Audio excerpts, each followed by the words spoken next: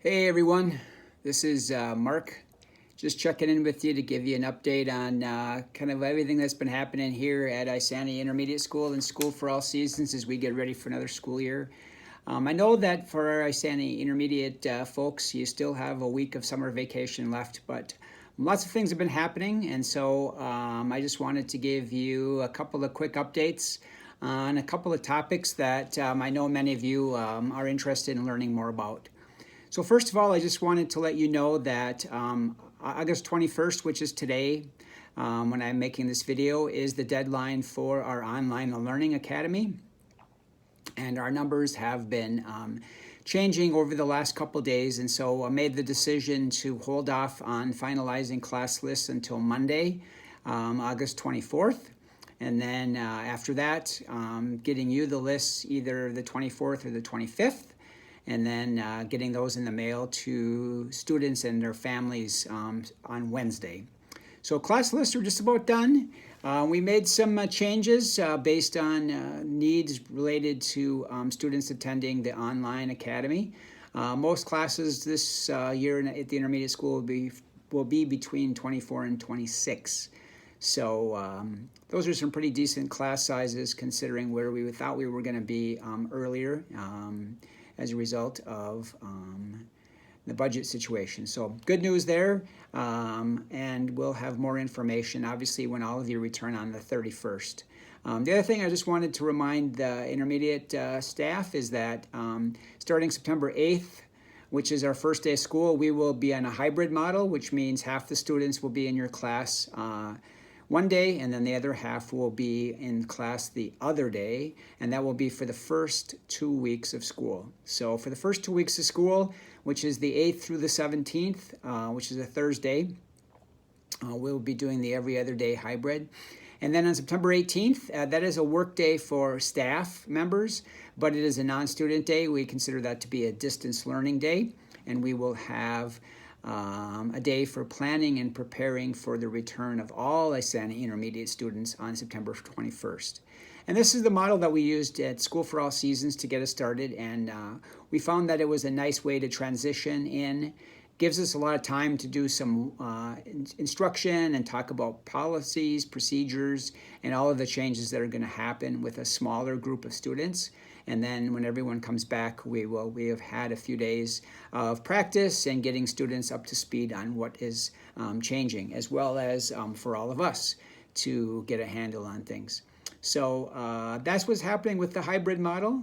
And then again, we won't have students on the 18th of September, and then that will be a day for planning. It is a day that the staff will be in the building. And then on the 21st, we will be ready to go with all-person learning, all-student learning, with everyone being here, unless something changes, of course, with our COVID-19 numbers. But right now, they're holding pretty steady, and we're still below that threshold, so we should be good to go. So I just wanted to make sure you had that information. Also wanted to let you know that the master schedule is still being tweaked. We're still finishing up a couple of items related to lunch, recess, and all of that. So that is a work in progress. Sarah has been working really diligently on that. She's been doing an amazing job. So thank you, Sarah, for that. We should have that wrapped up here and ready for you by the time you get here on August 31st. A couple of things, just a couple of reminders. Lunch and recess are going to be a lot different this year.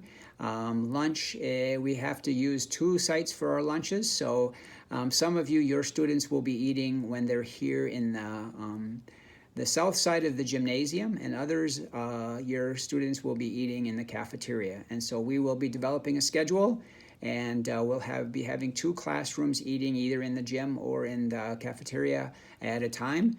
And so we're going to have a kind of a round-robin rotation schedule.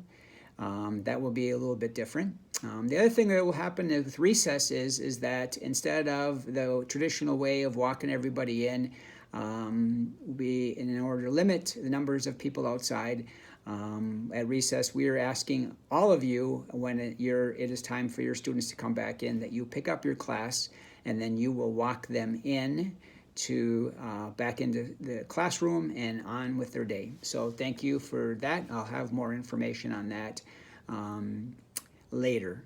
The other thing I just wanted to let you know is our school day changed. I did send you some information, but students will get off the bus this year starting on the 8th at 7:35, and that's when we will start our day. The tardy bell or the school day will officially begin at 7:45, and our specials classes will begin for 5th grade starting at 8:10. So it'll be a quick turnaround there in the morning. And then in the afternoon, we will start dismissing students at 2:30 with the goal of having everyone on the bus between 2:35 and 2:37 so that the buses can depart at 2:40 at the very latest.